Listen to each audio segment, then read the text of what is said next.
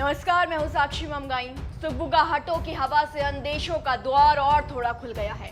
अब कैबिनेट के इर्द गिर्द इस छिद्र से और बेहतर देखा जा सकता है। देखिए, भीतर कोई उत्पात है, इसकी बात पहले कर चुके हैं, पर क्योंकि विस्तार के आसार को भारी हेरफेर की खबरें घेर रही हैं, इससे तस्वीर गंभीर हो चली है।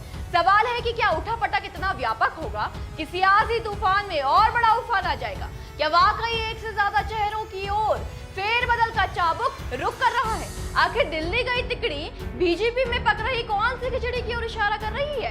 कई सवाल हैं जिसके जवाब आज प्रदेश को रिपोर्ट में मिलेंगे, पर उससे पहले निगाह उन ताकतवर नेताओं पर जिनका बहाना ढूंढकर उत्तराखंड आना मामूली तो नहीं।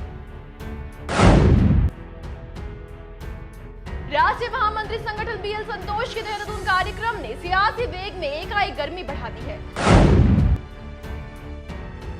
ये तो बीएल संतोष के दून आने का संबंध किसान मोर्चा द्वारा आयोजित गोष्ठी से जुड़ रहा है, लेकिन जानकार कार्यक्रम को भ्रम मानते हैं। उनकी नजर में तो मंत्रिमंडल के विस्तार के तार इस दौरे से ज्यादा जुड़ते हैं। कुछ मीडिया रिपोर्ट्स के मुताबिक बीएल संतोष की संघ के बड़े नेताओं से भी मुलाकात हो सकती है और साथ ही संतोष पार्टी के बड़े नेताओं से भाजपा दफ्तर में मुलाकात कर फीडबैक ले सकते हैं। पर कैबिनेट को लेकर लग रही कयासों के बीच इस कार्यक्रम को संयोग समझना मुश्किल है, वो भी तब जब ठीक इसी समय भाजपा के राष्ट्रीय महासचिव एवं उत्तराखंड प्रभारी दुष्यंत कुमार गौतम के भी राज्य पधारने की बातें उठी।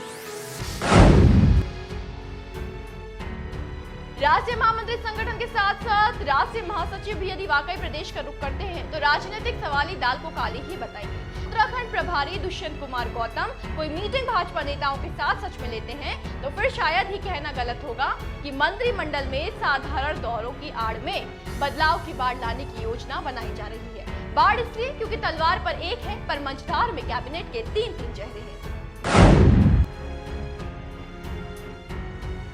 जी हाँ, कई बातों के बीच ये बातें भी उठी हैं कि धामी मंत्रिमंडल भारी फेरबदल देख सकता है। गौर कीजिए कि विस्तार में सिर्फ खाली पड़े पदों को उत्तराधिकारी देने की योजना नहीं है, अभी तो सुनने को आ रहा है कि कुछ मंत्रियों से मंत्री पद वापस लेने और उन्हें कैबिनेट से बाहर करने की रणनीति पर भी विचार किया जा रहा है।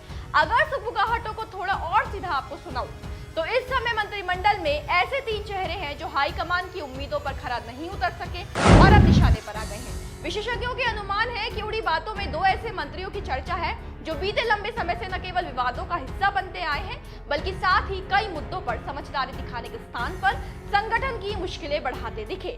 अब बाकी दो का तो कुछ समय बाद पता चलेगा, लेकिन एक चेहरा वित्त मंत्री प्रेमचंद अग्रवाल का है, ये तय है।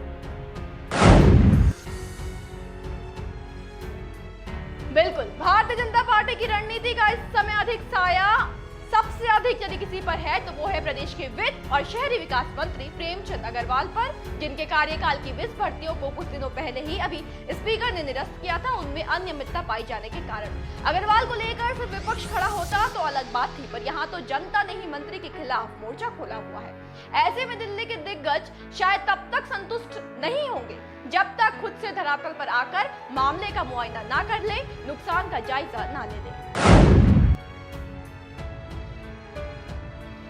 मुख्यमंत्री पुष्कर सिंह धामी, विधानसभा अध्यक्ष ऋतु खंडूरी भूषण और प्रदेश अध्यक्ष महेंद्र भट्ट, तीनों नेताओं का एक साथ दिल्ली जाना, हालांकि अलग अलग कारण बताकर, पर एक साथ राजधानी पहुंचना कोई कितना भी नजरअंदाज करने की कोशिश करे नहीं कर सकता। वो भी तब जब भर्ती घपले, विस बैकडोर भर्ती और अंकिता हत्याकांड के बाद उत्तराखंड में हंगामा मचा हुआ है।